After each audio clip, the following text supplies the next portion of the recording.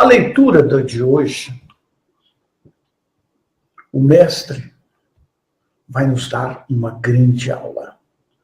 Uma grande aula.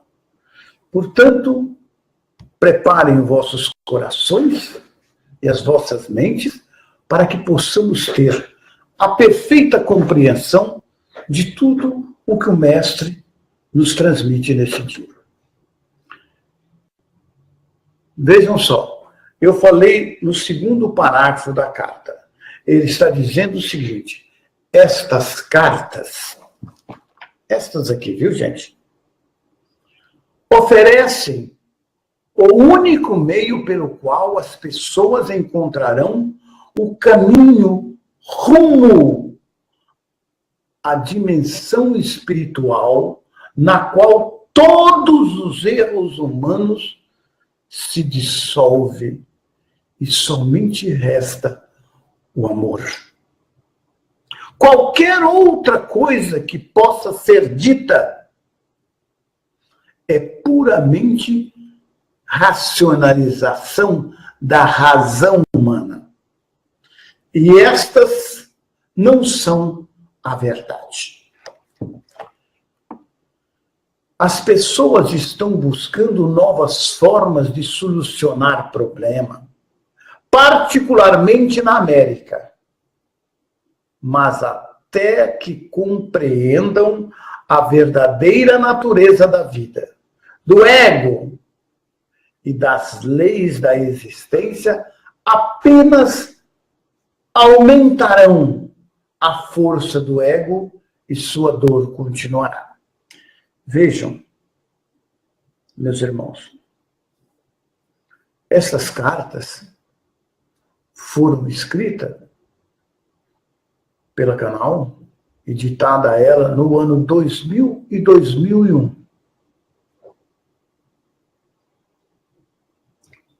O Cristo estava prevendo toda aquela guerra, aquela confusão, guerras lá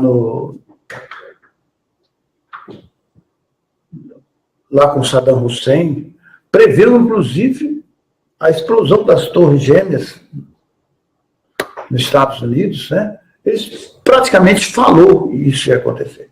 Quando ele diz aí que até que as pessoas compreendam a natureza da vida, do ego e das leis da existência, apenas aumentarão a força do ego. Porque essa maneira de você querer impor aos outros a força, a sua autoridade, impor aos outros o meio que você acha que é o certo para resolver o problema, tudo aquilo de dano que você causar às pessoas, os países causarem às pessoas, elas também receberão. Então ele está falando que essa carta que está aqui não é, como ele diz aqui no parágrafo anterior, ela que oferece o único meio que nós encontraremos o caminho da nossa dimensão espiritual. Não existe outro meio. Então as pessoas buscaram outros caminhos, outras soluções, através de outros ensinamentos. Eu não diria que seria uma perda de tempo. Mas você está atrasando a sua evolução. Tá? Porque o único caminho está aqui. E nós precisamos desta compreensão. Então ele fala, qualquer outra coisa que possa ser dita para você, ou alguém escrever, é puramente racionalização da razão humana. E que essas não são a verdade. Não sou eu que estou falando. É o mestre que está nos falando através destas cartas. Ah, mas eu não devo seguir, ler outras coisas? Não, deve ler. Mas o caminho para a sua nova dimensão espiritual está contido aqui. Não em outro livro, em outro caminho, nada. Eu vou nesse caminho até o fim. Enquanto essas cartas não me convencerem que elas não contêm o conhecimento suficiente para a minha plena iluminação, eu vou devorá-las. Porque eu já li mais de 40, mais de 50 vezes. Mas, agora que eu estou fazendo a 5ª temporada, lendo o que eu vivo, eu estou vendo que tem muita coisa nova aqui que a minha compreensão, lá de 4, 5 anos atrás, ou de 1 ano atrás, ainda não estava preparada para receber. Então, a nossa consciência, ela está sendo trabalhada pelo Divino Mestre a todo o momento que você abre essas cartas. E eu vou segui-las até que eu me convença que não tem nada aqui mais para mim aprender. Mas, por enquanto, o que eu devo dizer a todos vocês é o seguinte, que tem aqui, mas muita, muita coisa para que a minha consciência absorva. Porque tem muitos ensinamentos contidos em palavras que estão aqui escritas, mas que a minha consciência ainda não está preparada. Eu ainda não dissolvi todos os impulsos do meu ego para que a minha consciência esteja pronta para absorver todo esse conhecimento. A partir daí, sim, se chegar lá e eu não tiver a evolução que o mestre promete nessas cartas, talvez eu vá procurar outros conhecimentos. Mas, por enquanto, eu estou convencido de que tem muito, mas muito a aprender nessas cartas. Continuando. Enquanto registro para vocês, nas páginas seguintes, a simples verdade que trouxe há 2000 anos e está trazendo agora, ele fala simples verdade porque na verdade, o que está aqui é a mesma verdade que ele explicou há 2000 anos atrás e elas são relativamente simples. Que você é o criador da sua vida. Você é o dono do seu destino. Você é poderosamente empoderado para criar tudo que você desejar. Contanto que arque com as consequências de cada pensamento, de cada sentimento e de cada ato. Mas que você possui o poder para mudar a sua vida com esses conhecimentos que ele está ensinando, você possui muito poder e nós ainda não sabemos todos. Então, enquanto registro para você nas páginas seguintes a simples verdade que trouxe há 2000 anos atrás, lembre-se de que esta verdade permanece constante e consistente. Quer dizer, que ele quer dizer a mesma, igualzinha. Portanto, só é possível aprofundar sua compreensão da verdade que está aqui. E não vai alterá-la, meu amigo. Alterá-la não tem jeito. Esta é a única verdade. E quanto mais você estudar, e quanto mais você meditar, e quanto mais você buscar a compreensão dessa verdade, você apenas vai se aprofundar a sua compreensão da verdade. Mas não vamos alterá-la. E nem, portanto, mudá-la. Porque ela permanece a mesma verdade que ele veio há 2000 anos e está voltou agora. Para pregar a mesmíssima. ela não foi mudada, não foi alterada, não. Você se deu conta que, enquanto lia as duas primeiras cartas, de que tudo o que eu falava às pessoas da Palestina era uma consequência direta de ter percebido a realidade da existência no deserto? Isto é, de que nada era sólido. Quer dizer, tudo é energia condensada, tornada visível pelo Pai, pelo Criador. Você lembra que em meu estado de transcendente, ao olhar as rochas, areias, montanhas e águas do Mar Morto abaixo de mim, tudo parecia ser como um cintilar de partículas. A rocha, areia, montanha e água distinguia-se uma das outras simplesmente pela diferença de intensidade do cintilar de partículas e pela aparente densidade delas dentro do clarão.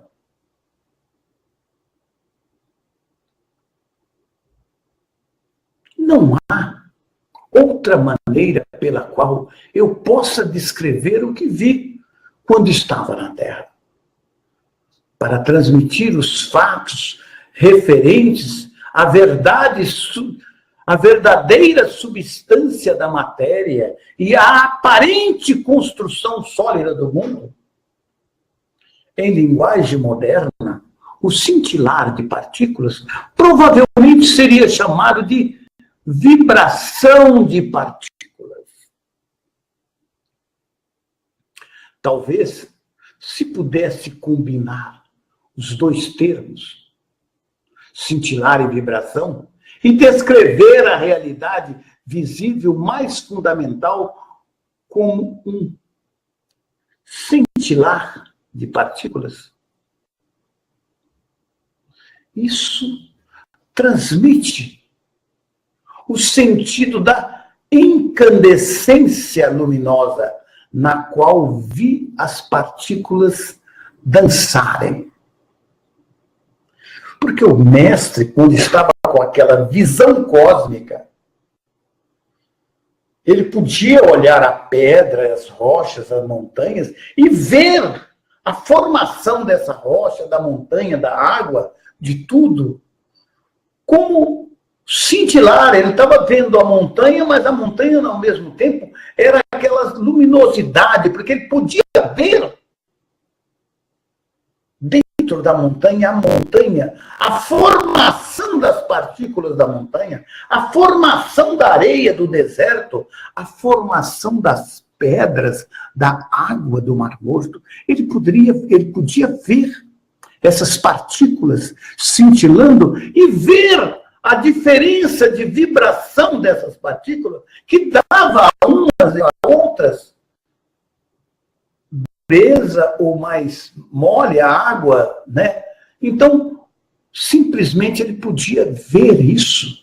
E elas distinguiam-se uma da outra pela vibração, quer dizer, umas mais dura, outras mais suave, que era o caso da água, da areia ou da montanha. Então ele podia ver através daquela visão cósmica as partículas que formavam cada uma dessas coisas, visíveis ao nosso olho humano. Que, na verdade, todos eram cintilares de partículas em diferentes graus de vibração. Isso mudava, dava para ele sentir a densidade. Uma dura, outra mole. Entenderam? Absorver essa compreensão? Muito bem, isso transmite o sentido da incandescência luminosa na qual vi as partículas dançarem. Entendeu o que ele quer dizer para nós? Isso é um conhecimento, meus irmãos, que só o Divino Mestre poderia nos trazer. Estamos aí na página 106. Tendo dito tudo isso como introdução para o relato de minhas atividades na Palestina, deixe-me levá-los para outro dia, um outro dia. 2000 anos atrás, quando o sol brilhava, o céu estava limpo, azul claro, e comecei a subir as colinas com meus discípulos em uma tentativa de afastar-me para descansar, meditar e orar. Mas isso não aconteceria. Tínhamos pensado em escapar, porém, apesar de dizer para as pessoas quais eram nossas intenções, primeiro nós fomos seguidos por poucos, que então avisaram outros de que estávamos indo para os montes. Embora tivéssemos pedido que voltassem aos seus lares, aos poucos logo se tornaram um grande grupo de pessoas que nos seguiam a certa distância. Insistiam em que eu falasse com elas. Você pode se perguntar por que elas estavam tão ansiosas para me escutar. Intuitivamente, elas sabiam que eu falava palavras de vida. Sempre mostrei a atividade do Pai ao seu redor. E isto deu a elas esperanças e ajudou-as a ver o mundo com um novo olhar. Falei do amor e elas se sentiram confortadas.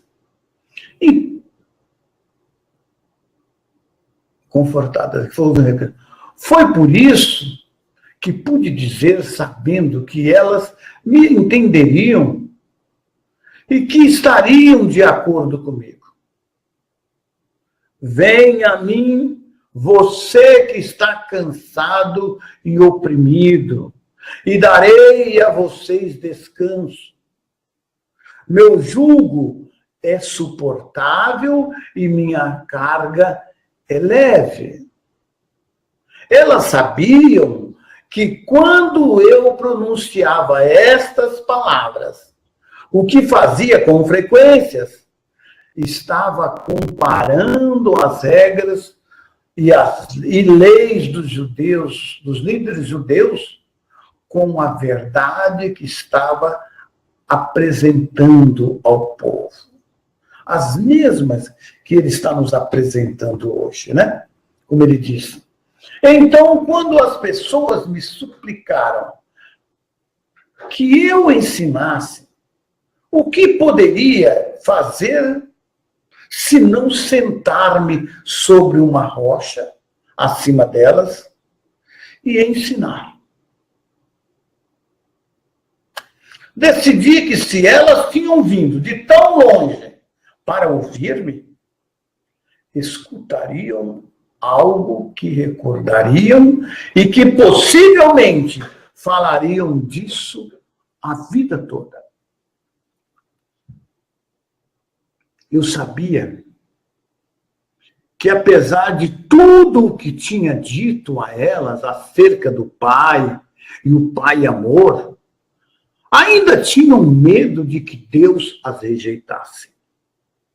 Embora eu tenha tentado ajudá-las a compreender que o Pai de quem falava não era o Deus personalizado que elas adoravam, sabia muito bem que estavam confusas, mesmo tendo dito uma e outra vez que o Pai está em seu interior.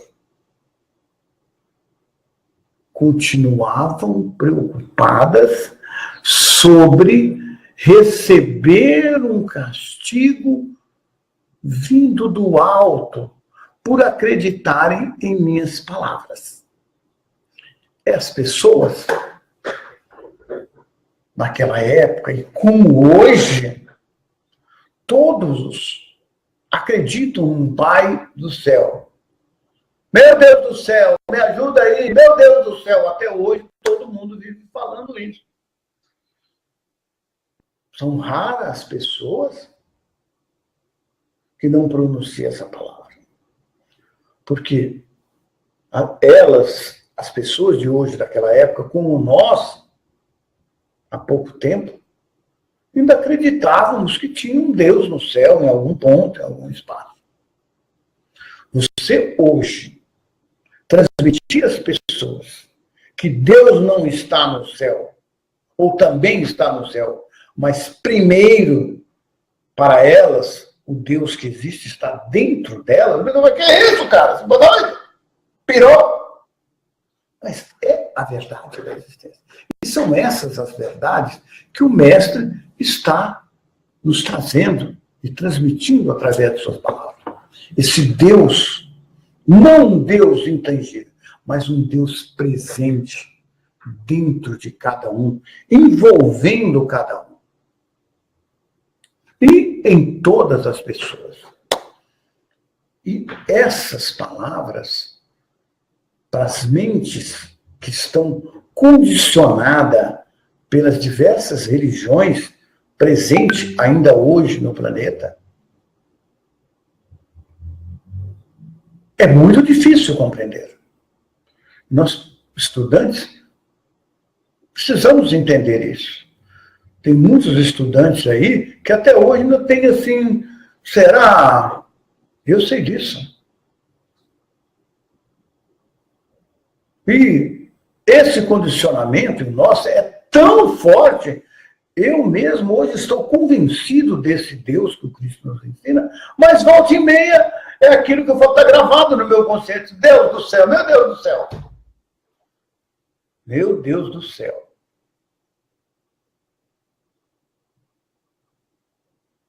Então, quando o Cristo está contando isso para mim, pô, mas depois de tudo que o Cristo falou, as pessoas ainda ficam meio com receio, com medo. Está aí. Os mesmos receios que a população tinha naquela época, tem hoje. Então, as pessoas continuam tendo esse medo de receber castigo vindo dos céus. Continua. Bem, continuando. O que deveria ensinar naquele dia? Perguntei ao Pai. O que eu vou ensinar? Então, observei as cabras e as ovelhas que estavam pastando na colina, sob o vigilante cuidado do seu pastor. E a mensagem para este dia me veio ao Espírito. Levantei-me e falei para que se ouvisse minha voz até o fim da multidão. Vejam, estas ovelhas e cabra pastando nas colinas, as ovelhas estão num lugar e as cabras em outro. Observem as ovelhas. São pacientes, pacíficas entre si, mesmo quando estão apertadas num canto do curral. Pastam tranquilamente, nunca reclamam o terreno que não é seu deixam o pasto curto,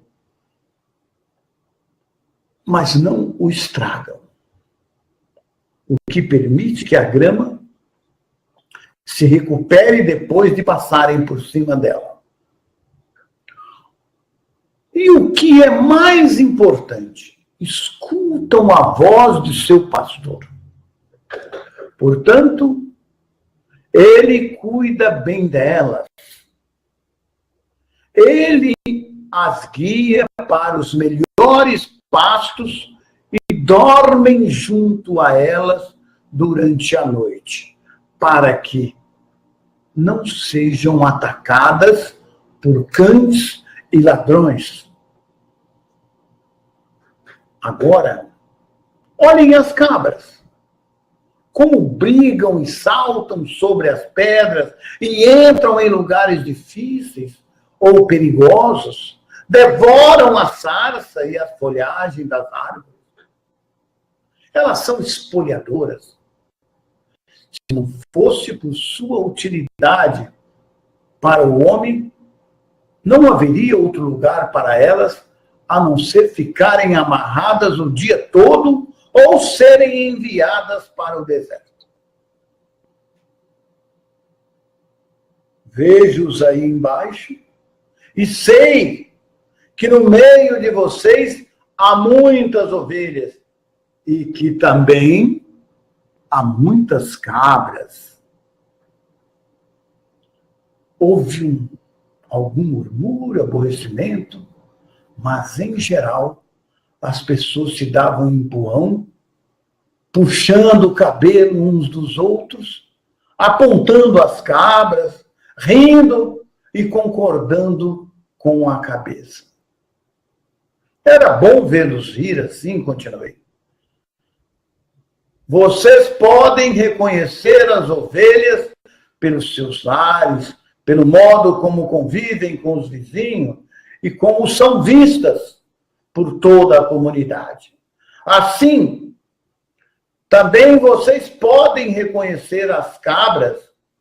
É possível que elas tenham muitos amigos? Eu vou abrir um parênteses aqui para explicar essa parábola do mestre. Em que sentido que ele compara essas cabras e essas ovelhas com a humanidade?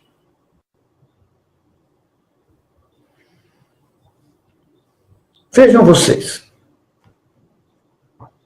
Existe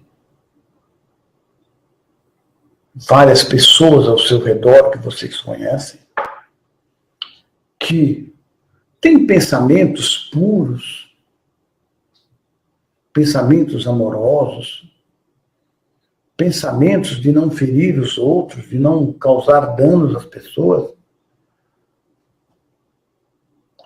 pensamentos de poder ajudar, de poder contribuir com o crescimento das pessoas. Essas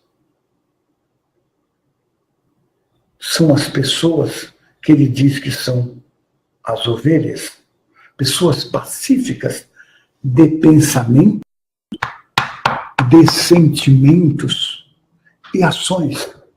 Ele está referindo a isso. E as pessoas que são as espoliadoras, as maluquete, que correm para lá e que correm para cá, que causam danos à sociedade, que causam danos às outras pessoas, pessoas que matam, roubam, que aproveitam da bondade das outras pessoas, que pensam em se dar bem, em ter o melhor e dane-se o resto. Os pensamentos deles são pensamentos agressivos, pensamentos maus. As suas ações, os seus sentimentos são esses. Essas são as cabras. Essas pessoas são cabras.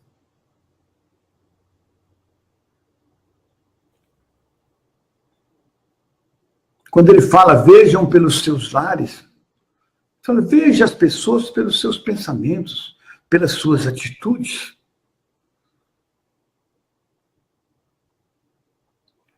está explicando é uma parábola para explicar aquelas pessoas que levam em sua mente e em seu coração o bem, o amor, a espiritualidade.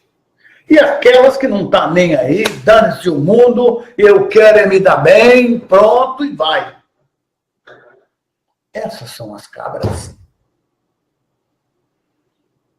Continuem com esse pensamento que eu transmito a vocês para entender o resto da parábola. Houve murmúrio, houve um forte clamor da multidão. Não, presta atenção, houve aqui. Houve uma pula-guerra. É que houve um murmúrio aborrecido, mas, em geral, as pessoas se davam empurrões e puxavam cabelos uns dos outros, apontando as cabras, rindo e concordando com a cabeça. Era bom vê-los rir assim. Continuei. Vocês podem reconhecer as ovelhas pelos seus lares, pelo modo como convive com os vizinhos, né? Pacificamente, né? E como são vistas por toda a comunidade. Vistas como pessoas que não fazem mal aos outros, tá certo? Assim também vocês podem reconhecer as cabras. É possível que elas tenham muitos amigos? Normalmente essas pessoas que fazem esses mal às outras, claro que elas não têm muitos amigos, né? Tá certo? Tá certo? Continuando. Houve um forte clamor da multidão. Não é possível, né, que elas tenham muitos amigos. Seguido de muito riso. Aí o Cristo continua. O pastor segue as cabras e cuida delas. O pastor segue as cabras e cuida dela, ou elas têm que se cuidar sozinha e chegar por si mesma em casa à noite para ser ordenhada. De novo, a multidão ria e respondia de maneira distinta. Algumas muito engraçadas e engenhosas. E assim é com aqueles que são ovelhas e aqueles que são cabras. Vocês recebem a proteção do Pai se são ovelhas. E não são protegidas se são cabras. Porque vão teimosamente seguindo seus próprios desejos todos os dias e possivelmente deixando atrás de si um rastro de destruição. Diga-me, o Pai pode proteger aqueles que são cabra? Novamente, dentro daquele meu raciocínio que eu expliquei, a parábola do Cristo. As pessoas que têm pensamentos ruins, as pessoas que causam mal aos outros, as pessoas que só não estão nem aí para que existe um Deus dentro dela, dentro das outras pessoas, e vão passando por cima de todo mundo. Como que esse Deus, esse Pai, pode proteger essas pessoas? Elas acham que elas é que são a poderosa, eu posso, eu tenho poder, eu vou fazer isso, eu vou fazer aquilo, e acham que elas são a dona do mundo. Como que o Pai vai proteger você com seus pensamentos ruins, seus pensamentos destrutivos, seus pensamentos de raiva, de rancor, de destruição?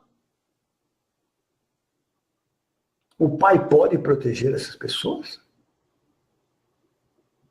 Vamos ver o que o mestre fala. A multidão estava em silêncio, mas escutando atentamente. Vocês dirão então que o Pai está zangado com as cabras e não as protege. Ou dirão que, assim como o pastor cuida das ovelhas e cuidaria das cabras, se elas permitissem.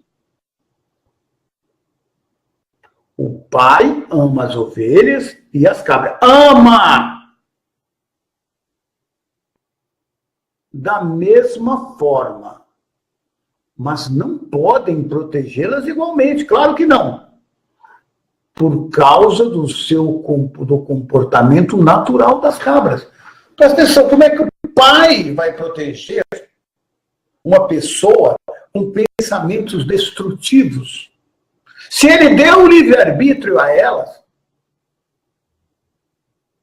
e ela é co-criadora igualmente com o pai, e ela só está criando problemas para a sua vida. O pai ama ela e ama a outras pessoas em igualdade de condições. Ama. Mas a proteção depende de você, irmão. Agir de acordo com as leis da existência, de você estar com os seus pensamentos, com a sua mente, com o seu coração, com os seus sentimentos no Pai. Você tem que pensar os pensamentos do Pai e sentir os sentimentos do Pai. Aí você é totalmente protegido.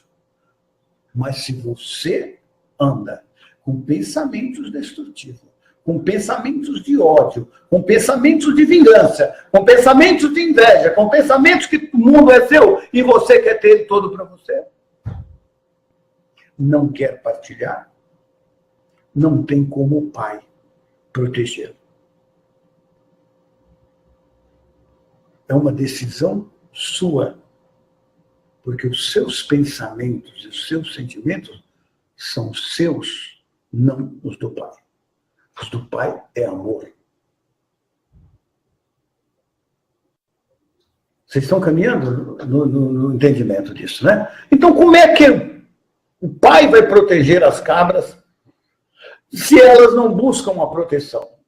Agora, as ovelhas, sim, confia no pai, seguem o pai, ouvem o pai, sente os sentimentos do pai. São divinamente protegidas pelo pai. Aí ele continua dentro desse raciocínio. Considerem também os hábitos de alimentação das ovelhas e das cabras. As ovelhas se contentam comendo somente erva para a qual seus estômagos estão perfeitamente preparados.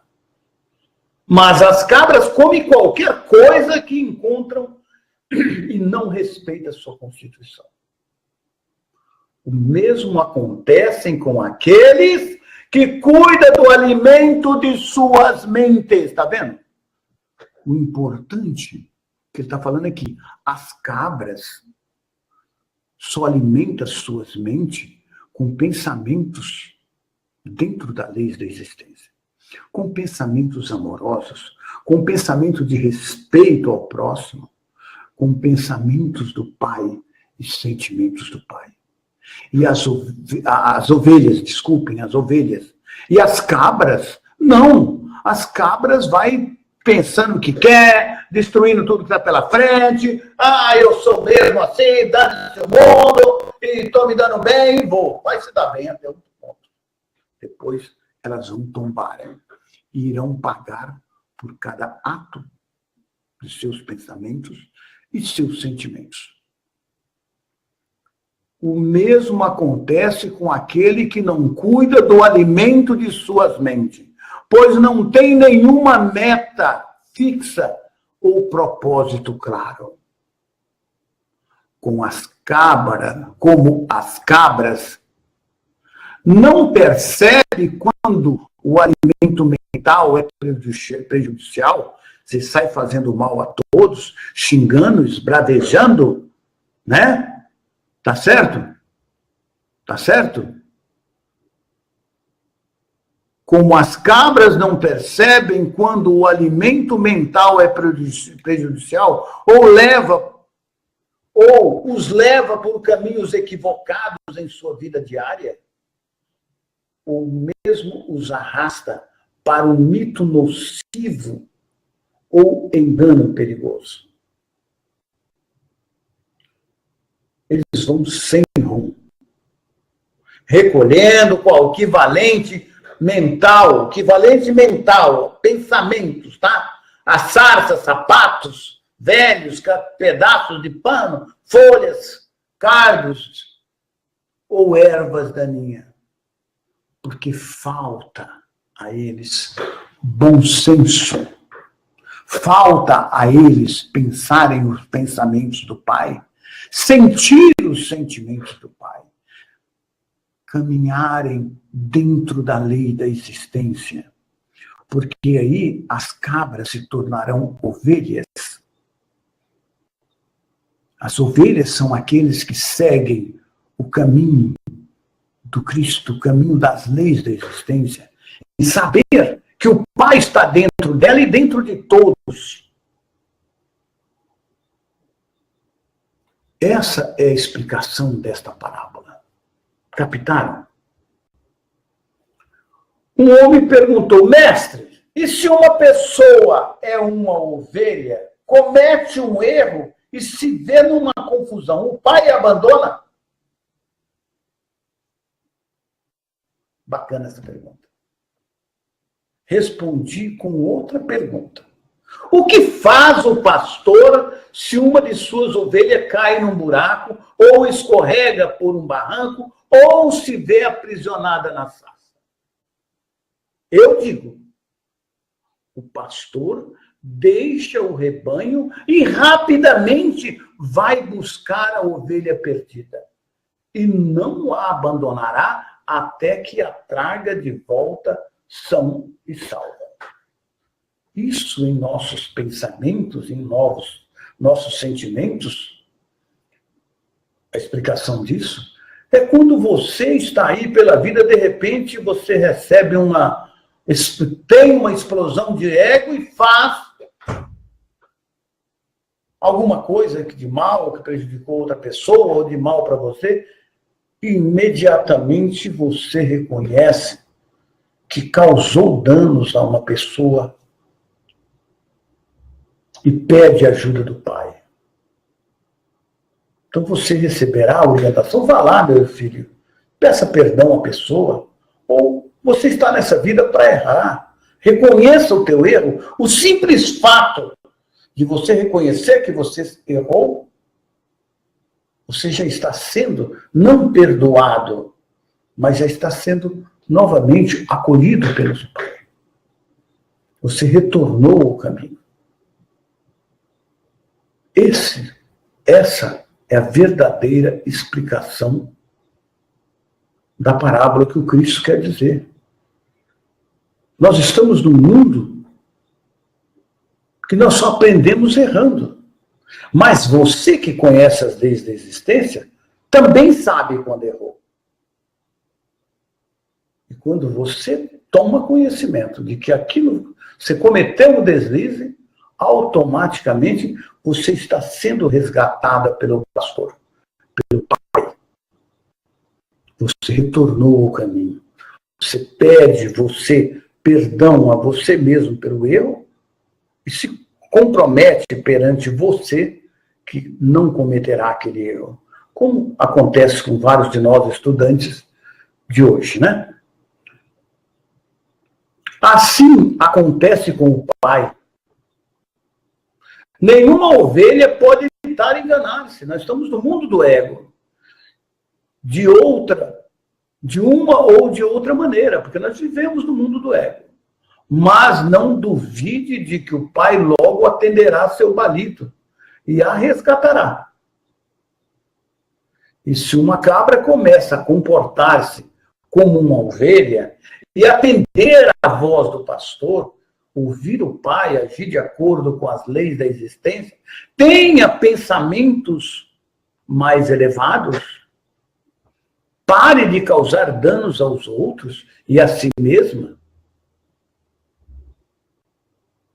Tá certo? E a comportar-se como ovelha e atender à voz do pastor, ouvir as leis da existência, buscar a ajuda do Pai, então ela também estará sobre a proteção do Pai, do pastor, e será cuidada da mesma maneira que as ovelhas. Então, todo mundo tem direito de encontrar esse caminho e começar. E mesmo que cometeu um erro, você pode recomeçar de novo, agora, amanhã, a hora que você desejar, porque os pensamentos e sentimentos são teus. Assim é com vocês e o reino dos céus. O reino de Deus. Porque ele está dentro de cada um. Várias vozes elevaram-se, pedindo-me que ensinasse o significado do reino de Deus. O que estou dizendo a vocês não é o mesmo. O que estou dizendo a vocês não é o mesmo que ouviram de qualquer outro profeta em qualquer tempo. Não tente entender o que digo pensando no que disseram os seus mestres. Não misturem, né? Eles podem somente repetir o que está nas Escrituras e não possuem nenhum conhecimento pessoal do reino de Deus ou dos céus. Se falam emissários do Pai, se falam enviados do Pai, mas não conhecem o Pai. Deus não está contido em nenhum lugar, mas está em todas as partes, como estão os céus, o ar sobre vocês. A Santa Palavra pronunciou a verdade quando disse: em Deus você vive, se move e tem o seu ser, pois o reino de Deus está acima, ao redor e também dentro de vocês. E vocês podem entrar no reino de Deus. Entre dentro de vocês. Vocês vivem no reino de Deus. Só ainda não o percebeu. Ainda não o sentiu. Mas o fato de estarmos no caminho, você já começa a ter pequenas percepções. De que esse Deus é verdadeiro, de que esse Deus existe dentro de você, à sua volta, acima e abaixo de você. Deus está em tudo, que é visível e invisível. Então você vive dentro de Deus, e Deus vive dentro de você. Esse reino existe dentro de você, e você vive no reino dos céus. Apenas não o percebe, porque não vive de acordo com as leis que o Divino Mestre traz para vocês. Vamos continuar. As pessoas exclamavam com impaciência: mas o que é isso? É um estado de mente e de coração no qual você está plenamente possuído por Deus, que está dentro de você e que você está dentro dele. Seu Pai. Quando você está nesse estado, o Pai é a cabeça de seu corpo. E dirige tudo o que você faz e toda a sua vida. Algumas pessoas resmungavam: como é isso? É possível? É possível estar tão vazio do eu, do ego, né?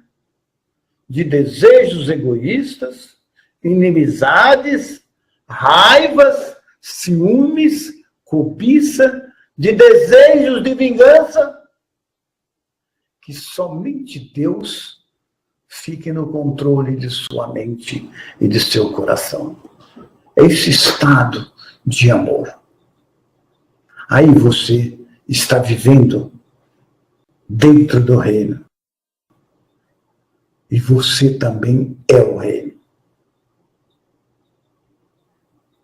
Aí você, uno com o Pai, você estará manifestando a consciência do Pai, tendo os pensamentos do Pai e os sentimentos do Pai.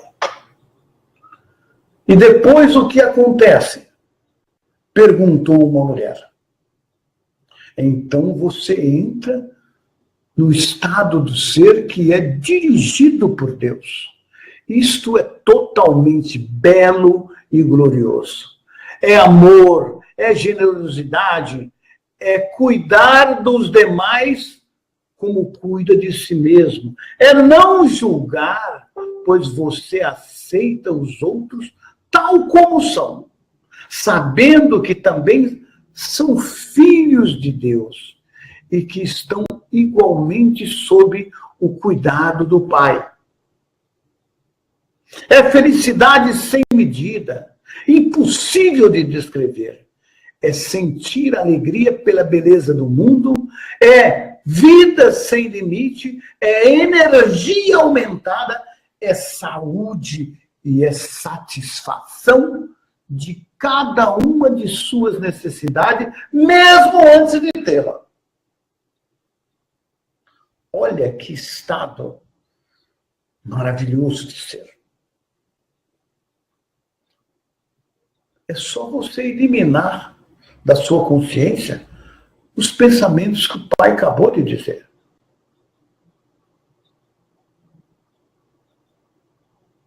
Não é glorioso viver nesse estado? Então, meu amigo, vamos partir para mandar isso tudo embora. Não é isso? Por que os rabinos não nos contam estas coisas? Perguntou a multidão. Diziam várias pessoas reclamando. Aí o mestre respondeu, porque só eu vi o Pai.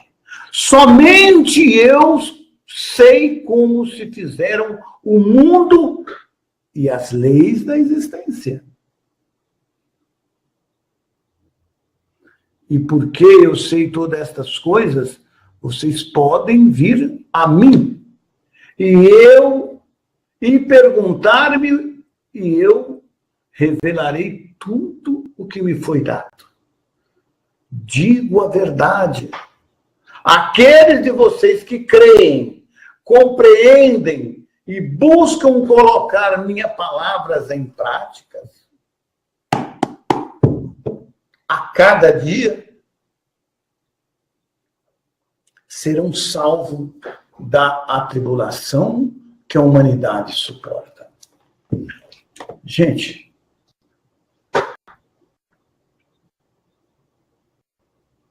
eu parei de me envolver com todas essas atribulações. E eu estou sentindo em meu ser a diferença que é isso.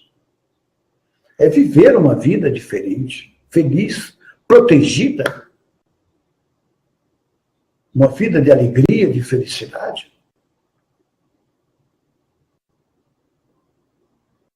É mudar a sua consciência, não criticar, não ter inveja, não sentir ciúmes, não entender que cada pessoa está caminhando o seu caminho. E você tem que respeitar.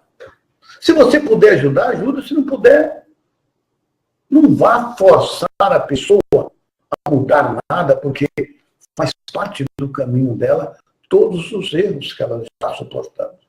Você tem que entender isso. Tá certo? Vocês sofrem porque não entendem como foram criados os verdadeiros propósitos para o qual nasceram. Vocês nasceram para serem filhos e herdeiros do Pai. Mas vocês viram as costas a toda a glória do reino e tentam encontrar prazer nas coisas terrenas. Enquanto fizerem isso, nunca encontrarão o reino de Deus. Não encontrarão no reino dos céus. E não encontrarão no reino dos céus. Além de vocês não encontrarem o reino de Deus, não encontrarão no reino do céu, não estarão vivendo o seu reino dos céus. Portanto, nós, seres humanos, temos que cuidar a todo momento desse status, né? Mais um pouquinho. Como entraremos no reino? Perguntou lá a pessoa. Eu já disse, vocês entrarão no reino dos céus quando se arrependerem de tudo que vocês são em seus corações e em seus pensamentos, quer dizer, em suas mentes, quer dizer, se arrependerem do que estão pensando e sentindo. Quando vocês levarem sua maldade ao Pai, tudo aquilo que você fez, e pedirem perdão e força para serem limpos de seus pensamentos, das suas mentes e das palavras e atos malignos, sentimentos, finalmente os abandonem todos. Então poderão ter certeza de que entrarão, de que estarão, né, prestes a encontrarem o reino dos céus. Então, meu amigo, o mestre está te dando todo o conhecimento, todo o ensinamento para que você encontre o seu reino do céu na terra. Se a sua porta está fechada, o mestre está aqui antes dela com a chave para que você a abra. Mas você tem que ir lá. Você tem que trilhar o caminho que você propôs a trilhar, né? Quando alcançarem isso, perceberão que sua atitude para com os outros estará mudando, pois o Pai está fazendo o seu trabalho amoroso em seu interior, em seus pensamentos, em seu coração. Vocês estarão livres das correntes e as amarras dos desejos e atos malignos que antes o aprisionavam e os fazia cativo no mundo. Mais do que isso, compreenderão que o Pai satisfaz todas as suas necessidades. Tudo o que você precisar, o Pai fará. Uma mulher exclamou, mestre, aí eu vou parar aqui. Gente, vamos voltar. Eu vou parar aqui. Eu falei que ia até a página 111, mas nós só fomos a 110. Perdoe-me, é que o assunto rendeu e foi. Se eu exagerei, me perdoem, né? Mas está aí a minha explicação para essa parábola, que é fantástica. Eu espero que vocês tenham compreendido. E se eu não fui feliz, mas foi o que me veio. Foi o que o mestre me iluminou.